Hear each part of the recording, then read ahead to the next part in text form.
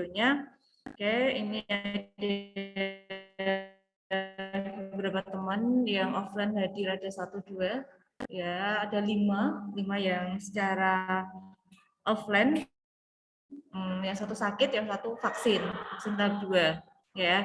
Jadi harusnya yang datang hari ini secara offline itu ada 11 harusnya. Ini baru 5, berarti masih kurang 6. Oke ya. Sambil menunggu teman-teman yang hadir offline maupun yang online ini join, ya kita mulai dulu perkuliahan pada hari ini. Oke. Semoga dengan membaca basmalah kita diberikan kemudahan, kelancaran untuk mengikuti perkuliahan baik yang off maupun yang online. Oke ya. Untuk yang offline itu durasi waktunya biasanya 1 SKS kan 50 ya, 50 SKS, tapi karena ini masih pandemi hanya sekitar 30 menit. Berarti 2 SKS totalnya ada 1 jam. Ya, silakan. Jadi nanti kita hanya 1 jam. Termasuk yang online sama juga. Karena kalau misalnya takutnya bingung nanti ya untuk mengaturnya. Oke ya. Jadi ini untuk mengawali kembali saya akan absen teman-teman dulu ya. Baik yang secara off maupun yang online. Ini saya absen di Fiklas. Anissa Ayu ada? Hadir, Bu. Hadir ya. Ya. Oke. Safira Nurul? Safira? Oke. Witri. Safira ada? Safira ada enggak? Safira enggak ada ya? Oke. Witri. Hadir, Bu. Hadir ya. Lestari. Ada Lestari? Belum ada? Oke. Anang. Saya juga belum ya. Ifatul Fitroh. Ada belum?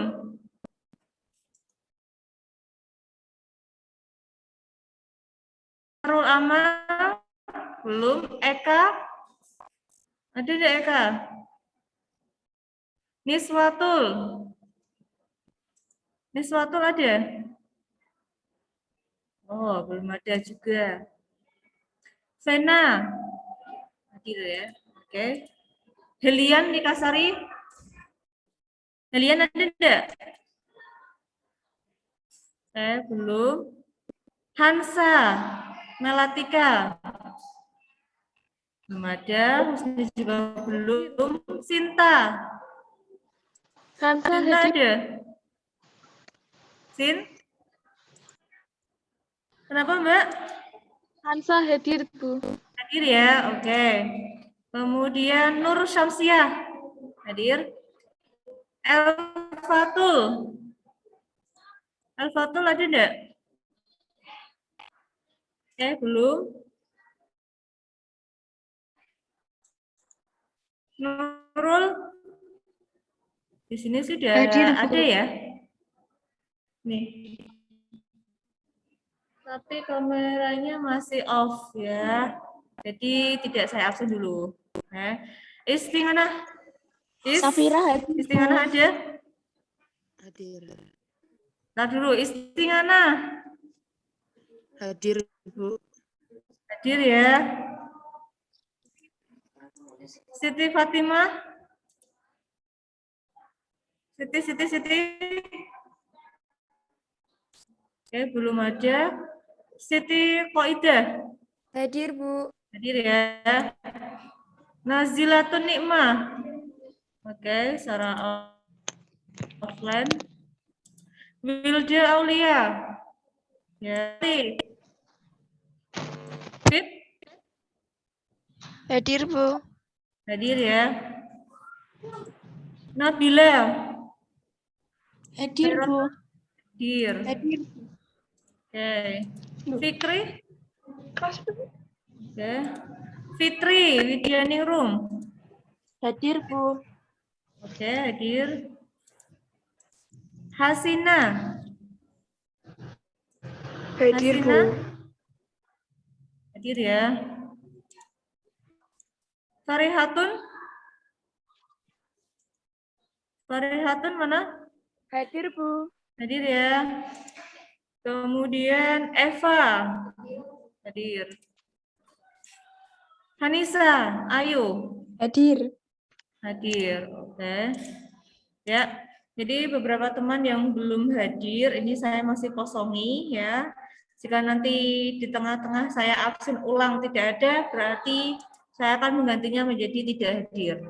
Ya, kita sportif ya.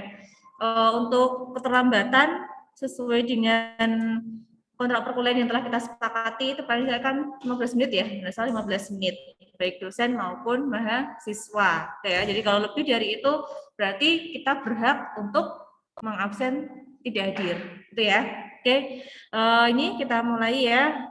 Beberapa belum join dari total 30, yang offline yang hadir 15, maaf yang online 15, yang offline ada 6, berarti baru 21, kurang 9 mahasiswa. Yang tadi yang tidak berangkat 2, berarti kurang 7 mahasiswa yang belum hadir. Oke, kita mulai. Ini saya menatapnya kadang ke on, kadang ke off ya. Mungkin teman-teman yang off nanti mendengar suara temannya beberapa, tapi kurang begitu jelas ya. Tapi yang online juga sama, mungkin tidak bisa mendengar suara kalian yang offline ya. Jadi serba terbatas ya. Oke, saya akan share screen terlebih dahulu. Sudah bisa terbaca yang online? Sudah, Bu. Sudah belum? Sudah, Bu. Belum? Sudah, Bu. Sudah ya, oke. Silakan videonya di-on-kan juga, enggak apa-apa ya, Mbak. Ya, ini hanya foto ya. Oke, yang offline, yang ada di ruangan, hari ini kita akan bahas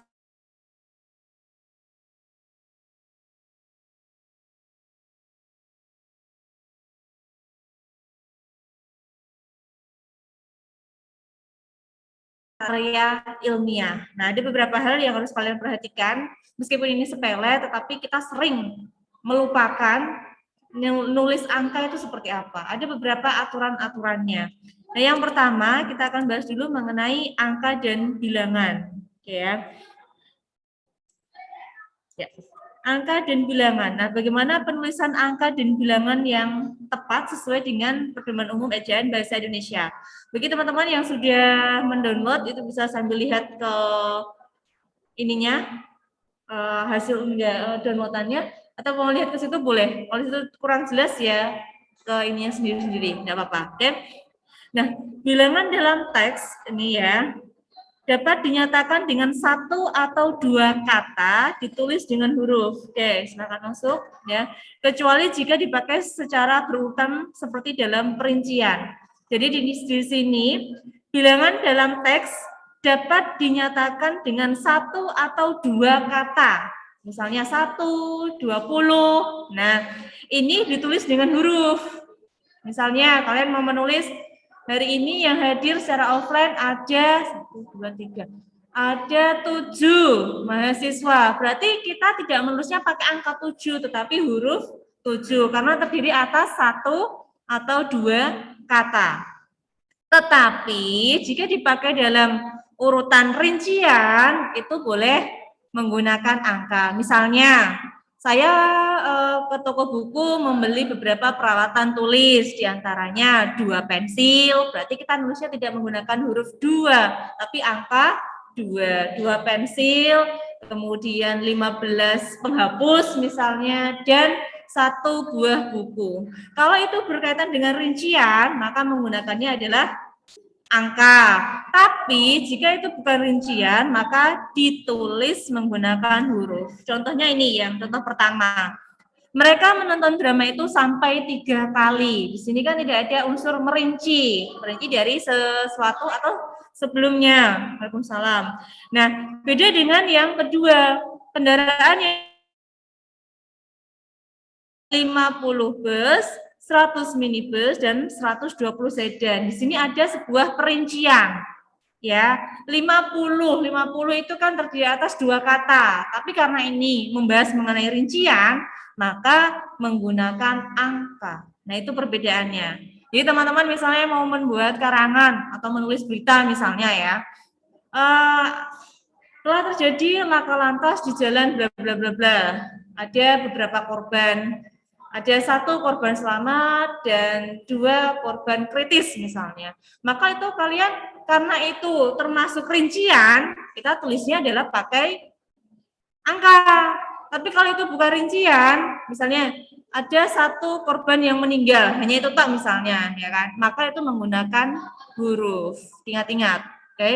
Kemudian yang kedua, bilangan pada awal kalimat ditulis dengan huruf awal kalimat. Oke, contohnya di sini. 50 siswa menghadiri pagelaran seni di Gor Kudus. Oke ya. Karena bilangan itu dimulai dari awal, maka menggunakan huruf. Oke ya. Tapi ya, nanti ada pengecualiannya. Nanti kita lihat ke bawah. Oke ya. Ini seperti ini. Kemudian yang ketiga, aturan yang ketiga, apabila bilangan pada awal kalimat tidak dapat dinyatakan dengan 1 atau 2 kata, susunan kalimatnya diubah. Ya. Nih, apabila bilangan pada awal kalimat tidak dapat dinyatakan dengan 1 atau 2 kata. 1 kan misalnya ya ada 2, ada 3, ada 4. Kalau 2 kata kan misalnya 20, 13. Tapi ini bila lebih dari 1 atau 2 kata. Contohnya dia 25. Itu kan terdiri atas 3 kata. Ini tidak boleh di awal ya menggunakan angka. Kalau kita menghendaki menggunakan angka, itu susunannya dibalik. Tapi kalau kita menghendaki huruf, maka kita tulis 25. Berarti ada 2 cara. Ya, ada 2 cara. Kalian menghendaki pakai huruf, berarti ditulis, masih susunannya di awal, angka 25 itu masih di awal, maka kita tulisnya pakai huruf bisa. Tapi kalau kita tidak menghendaki penggunaan huruf, maka susunannya kita balik. Kita taruh di tengah misalnya, atau mungkin di akhir. Maka penulisannya seperti ini. Ini kan 25 naskah kuno tersimpan di lemari itu. Maka diubah, di lemari itu tersimpan 25 naskah kuno. Jadi kalau lebih dari 1 dan 2 kata, maka susunannya dibalik menggunakan angka. Tapi kalau masih menghendaki menggunakan huruf, ya berarti tidak usah dibalik. Oke ya, paham ya? Oke.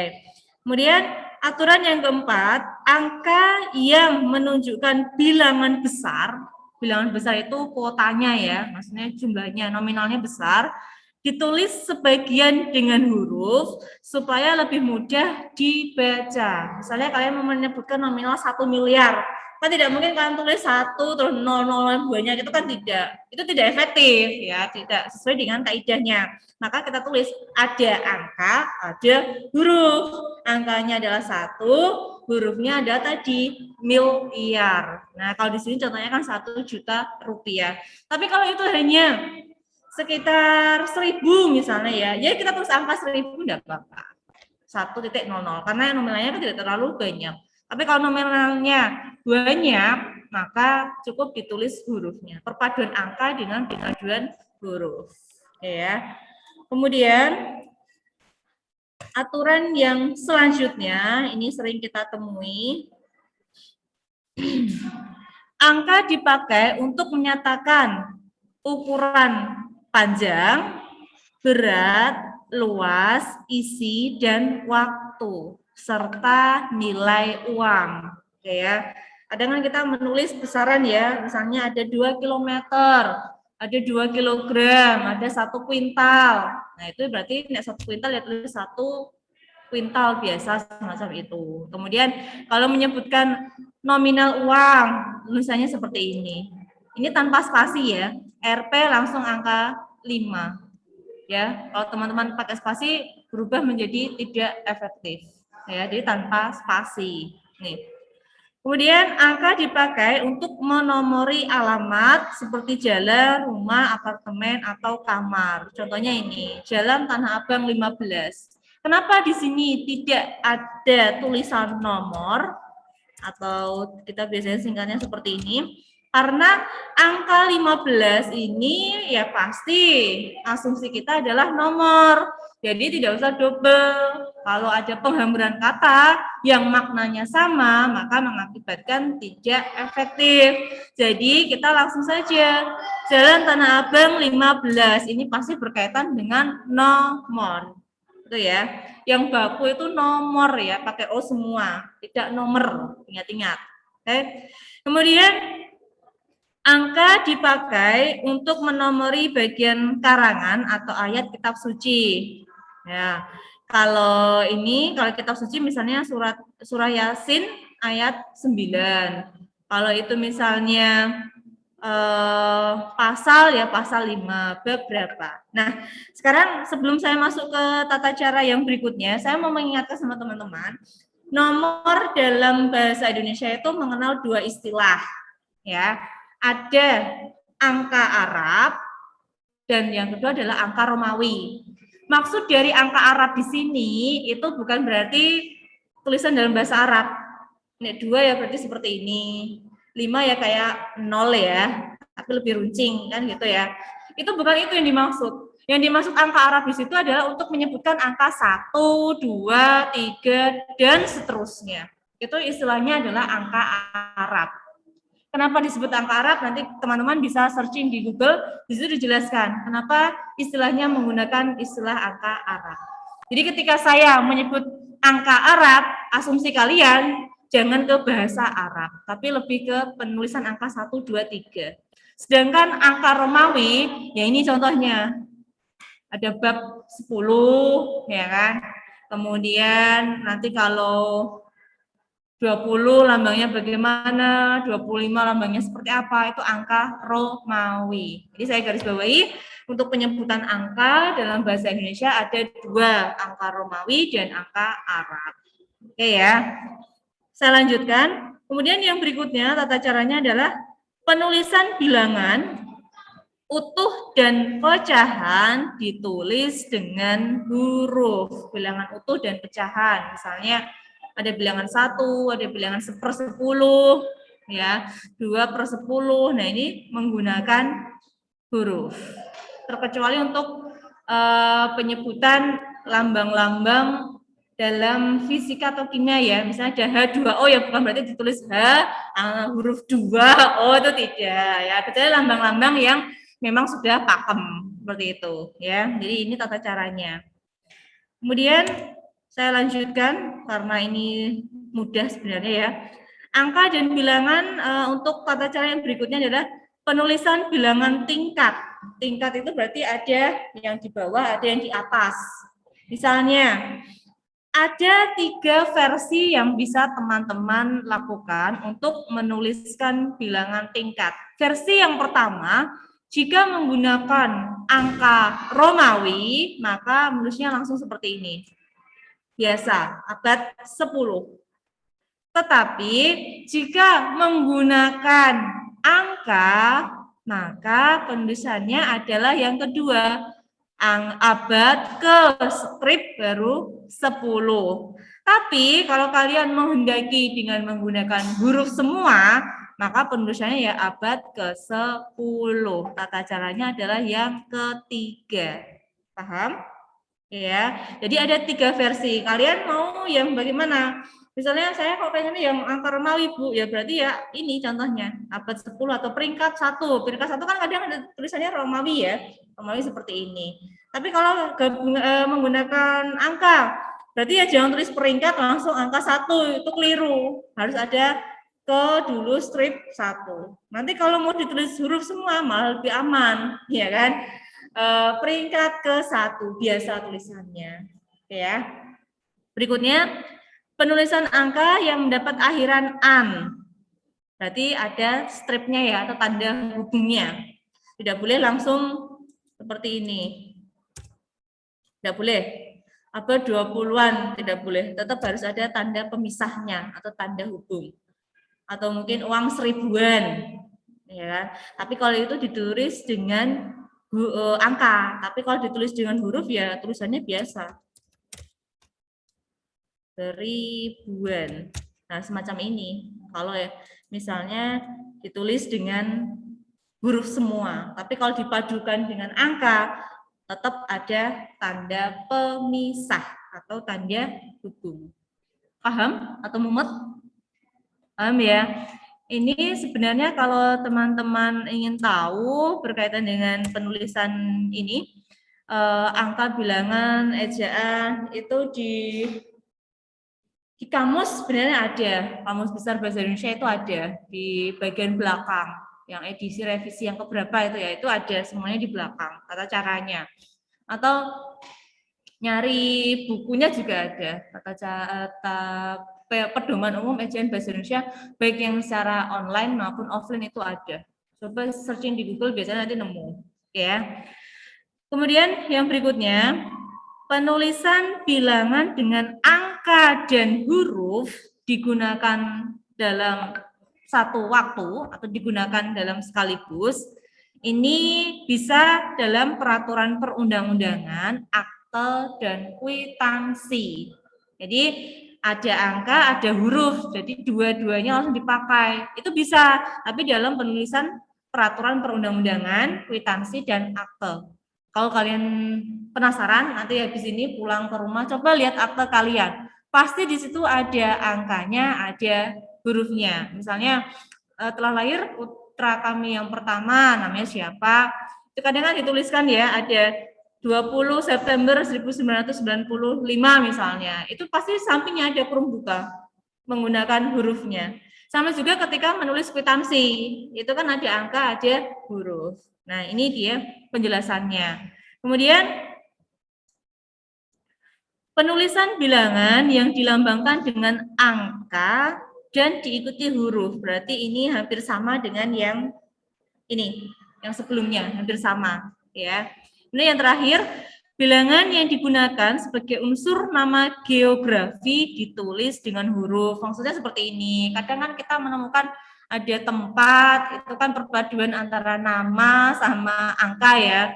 Misalnya kan ada Kepulauan Raja Ampat, kemudian ada Simpang 5, Simpang 7. Dan yang betul ya kita tulis dengan huruf, karena itu bukan berkaitan dengan angka, tetapi letak atau nama geografi, nama suatu tempat. Jadi tulisannya seperti ini, Simpang 5, Tiga Raksa, Raja Ampat. Nah tulisannya semacam ini. Ini berkaitan dengan angka dan bilangan. Secara umum seperti itu. Jadi kita bisa menyimpulkan kalau kita mau menuliskan angka atau bilangan ada beberapa hal yang harus kita perhatikan. Kalau itu menulis di kwitansi berarti ada angka, ada huruf ya, ingat-ingat. Kalau misalnya kalian ini adalah lulus kok malah menjadi petugas ini pencatatan di Disduk Capil misalnya buat akte, itu juga harus ada angka, ada huruf. Kalau misalnya kalian menulis di surat kabar misalnya, kalau diawali dengan angka, maka tidak menggunakan huruf, tetapi tulisannya adalah menggunakan angka. Gitu ya. Oke, kalau di tengah-tengah, tapi itu menyebutkannya satu atau dua kata saja, maka menggunakan huruf. Tapi lebih dari dua, kita menggunakannya adalah angka. Misalnya 121, karena ini ada 121, berarti kan ini ada 4 kata, maka menuliskannya tidak dengan huruf, tetapi langsung angka. Tapi kalau hanya 13, nah berarti kita menggunakannya adalah huruf. Oke, bisa dipahami? Oke, sampai di sini ada yang mau ditanyakan dulu berkaitan dengan angka dan bilangan, baik yang offline maupun online, silakan yang belum paham. Ini sudah hadir semua enggak kelas ini? Yang sudah hadir, yang belum saya absen di kelas, nanti silakan ini ya diisi kembali ya kehadirannya. Oh ini rata-rata udah masuk ya. Ini udah ada yang hadir, tadi yang belum. Yang Siti Fatimah kayaknya ada ya. Siti Fatimah ada enggak? Ada ya? Hadir, Bu. Hadir, oke, saya ubah. Yang belum silakan segera isi presensi yang sudah hadir di kelas, baik yang on maupun offline. Ini yang tadi telat siapa? Namanya Helian. Yang Helian, yang telat siapa tadi? Kamu? Ifatul. Ini ya, Ifatul Fitroh. Terus ini Helian Nikasari. Oke. Ya, saya bantu absen. Yang belum nanti silakan presensi di kelas. Kalau hadir ya bilang hadir, kalau tidak ya tidak ya. Kadang kan yang namanya manusia itu ya tidak hadir, atau apalagi kalau yang online ya, yang online, mohon maaf bukan saya suudon, tapi biasanya kadang kan sebenarnya saya nyalakan terus absen, habis itu tinggal pergi. Kadang ada yang seperti itu, ya. Kadang yang seperti itu, atau mungkin disambi dengan yang lain. Maka ketika saya panggil di sini, kadang tidak menyahut karena mungkin ya lagi disambi dengan yang lain. Nah, pesan saya untuk ke teman-teman, kita kembali ke niatnya ya. Saya niatnya apa sih? Ya. Kita mendapatkan barokah ilmu dari Bapak Ibu dosen itu kalau ibaratnya apa ya? Jujur lah ya. Nek pengen dapat nilai sih gampang ibaratnya. Kamu mau dapat nilai apa sih ibaratnya ya? Saya mau A, Bu. Oke, saya kasih A. Tapi kita harus berani mempertanggungjawabkan nilai A itu. Ya kan? Apakah A itu diperoleh dengan cara sportif ataukah ya cara yang tidak sportif, curang misalnya. Ya. Kalian jangan hanya puas nanti ketika mendapatkan transkrip nilai, atau istilahnya nengkene apa ya? Nek di tempat saya dulu kan namanya KRS ya. Apa ya kepanjangannya saya lupa. Kalau udah lama enggak kuliah ya. Kalau di tempat saya dulu kan nanti setiap 1 semester ya, setelah selesai melaksanakan UTS, perkuliahan sama UAS itu kan menerima yang namanya kayak KRS ya, hasil ya. Hasil selama 1 semester itu kan ada angka-angka ya, misalnya mata kuliah Bahasa Indonesia dapat nilai A misalnya, kemudian yang warga negara misalnya dapat A juga, ini dapat A juga, nanti bobot SKS-nya berapa, nanti total akhir biasanya kan ada IPK-nya ya. Kalian jangan hanya puas dapat angka-angka itu, maksudnya, wah aku IPK-nya untuk semester ini dapatnya 3,8 misalnya, kan gitu ya, seneng ya. Jangan hanya puas mendapatkan nilai itu saja, tetapi puaslah ketika kalian bisa mengimplementasikan ilmu yang kalian terima. Nilai bisa dibuat dalam artian ya rajin ini nih oke. Tapi ketika praktiknya kalian tidak bisa menerapkan, itu yang rugi. Walaupun memang betul di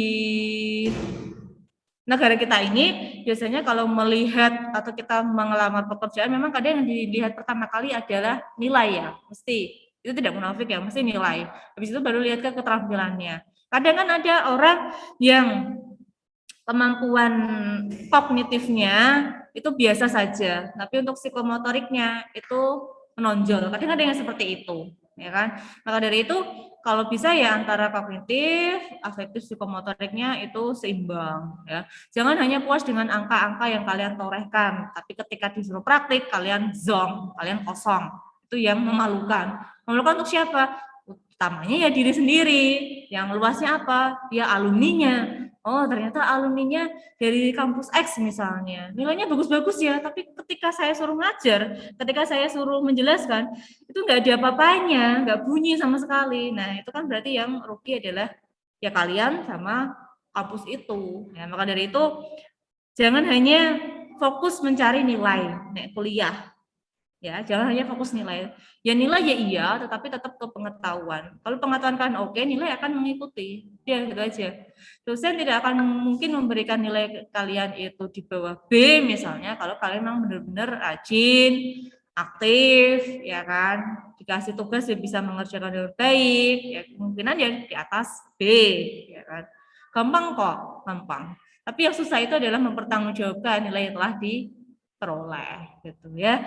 Jadi teman-teman yang di sini karena kalian masih semester baru ya dipompa semangatnya. Nawaitunya apa dulu? Kalau saya niatnya adalah untuk kuliah, ya ikuti aturannya. Meskipun ada yang on, ada yang off, ya usahakan selalu standby. Kecuali kadang kan yang namanya sinyal itu datang dan pergi, ya kadang kan kepental, kadang masuk lagi. Kalau kepental ya usahakan masuk lagi, jangan langsung, Bu, kamu masuk kepental ya aku ya bablas lah, ya keliru, nanti kamu ya rugi, ya kan. Sama-sama kalian kuliah di hari ini, Senin, jam pertama ya. Tapi antara satu dan yang lain itu yang diperoleh outputnya pasti berbeda-beda.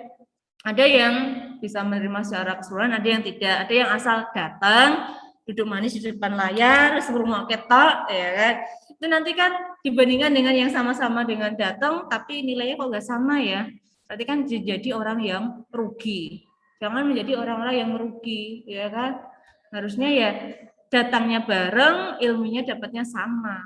Nilainya juga usahakan ya kurang lebih hampir sama. Jangan ada yang dapat jelek di bawah B, yang satu bisa sampai A.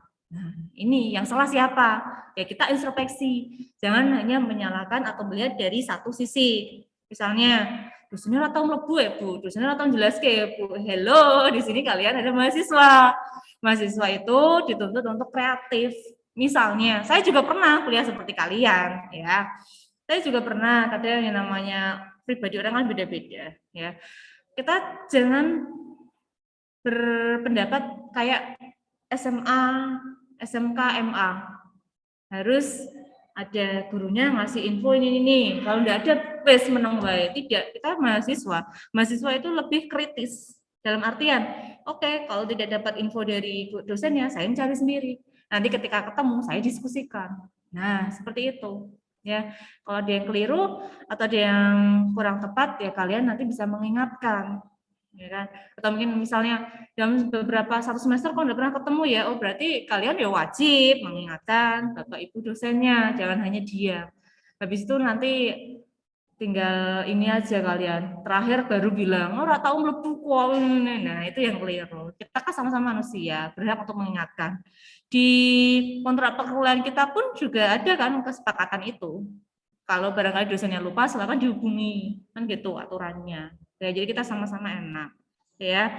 Jadi nawaitunya kalian belajar niatnya apa? Kalau untuk mendapatkan ilmu yang berkah dari bapak dan ibu dosen, maka belajar yang sungguh-sungguh, jangan membohongi, ya. Ini kan kadang kalau masih semester awal biasanya sih manut ya. Nanti kalau udah ini kan udah tahu celahnya kan, kadang harus mudeng kok caranya, misalnya online misalnya, itu ya. Kreatif sih kreatif, tapi ya kreatifnya ya harus lihat sikon ya, jangan kreatif yang tanpa batas, akhirnya apa kebablasan ya. Oke, ada yang mau ditanyakan dulu? Silakan yang off maupun online sebelum saya lanjutkan. Saya ini tidak akan bahas begitu panjang ya, karena ini mudah, yang susah itu adalah praktiknya, ya, yang susah itu praktiknya. Oke, ini kalau tidak ada yang bertanya, saya mau memberikan kalian ini tugasnya. Tugasnya apa sih? Untuk tanda baca, saya menemukan ada 15 jenis tanda baca. Nah, tugas kalian, carilah tata cara penulisan tanda baca. Jadi, carilah tata cara penulisan tanda baca. Itu tugasnya ya, ditulis biar kalian tidak lupa. Saya aja kalau nggak ditulis ya lupa ya. Silakan kalian cari tata cara penggunaan tanda baca. Mulai dari tanda titik sampai tanda penyingkat atau apostrof. Apostrof itu kayak ini loh yang jenenge Lulu kadang kan nggak pakai K ya, pakainya yang koma di atas. Nah itu namanya apostrof. Oke. Kalian cari 15 tanda baca ini.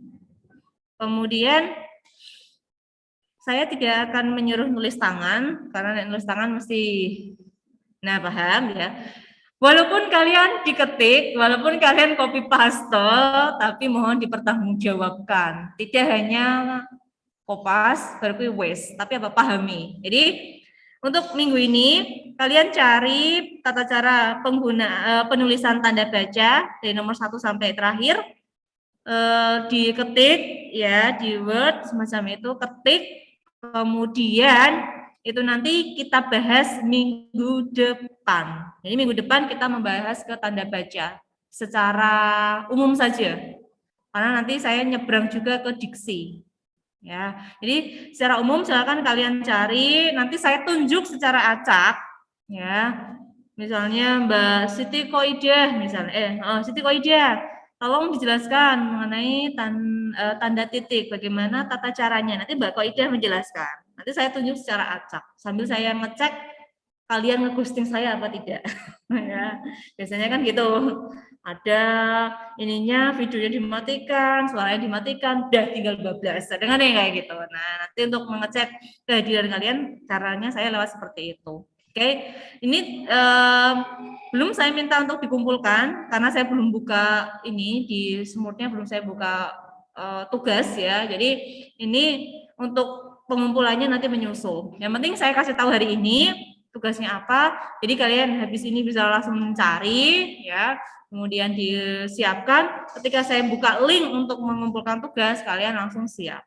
Bagi yang mengumpulkan lewat Google Drive, mohon aksesnya dibuka ya, jangan dikunci. Bisa enggak bukanya? Saya, soalnya kadang ada yang nggak tahu.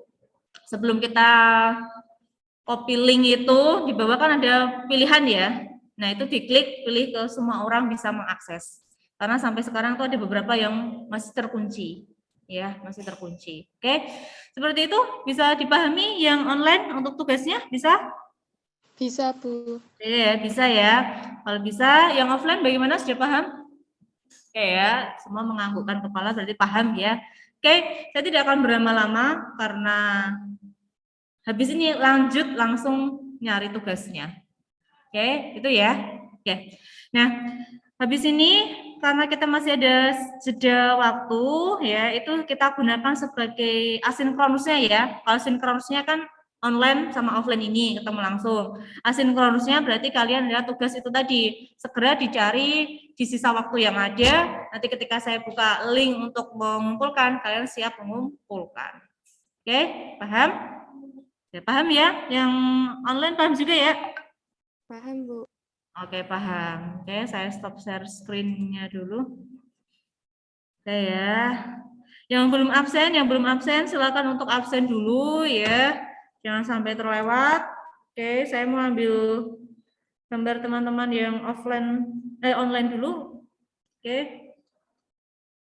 Saya hitung mundur ya. Silakan dinyalakan videonya. Yang nggak kejepret ya wis ya. Oke. 3 2 1. Ya, karena saya pakai masker ya kelihatan. Nah, yang di sini, di sini saya harus geser ini ya, mundur ya. Oke, 3, 2, 1. Ya, nanti kita lihatlah hasilnya ya. Oke, ya. Terima kasih ya. Jangan lupa habis ini kita lanjut ke asinkronus, cari materi tentang penulisan, tata cara penulisan tanda baca, nanti dikumpulkan. Oke. Terima kasih. Kita tutup dengan bacaan hamdalah bersama-sama. Silakan. Alhamdulillahirabbil alamin. Oke. Terima kasih. Saya akhiri. Wassalamualaikum warahmatullahi wabarakatuh. Waalaikumsalam warahmatullahi wabarakatuh. Terima kasih, Bu. Iya, sama-sama. Jangan lupa ya langsung mencari tugasnya. Menunda-nunda pekerjaan sama juga memperbanyak masalah ya. Jadi segera dirampungkan kalau ada waktu.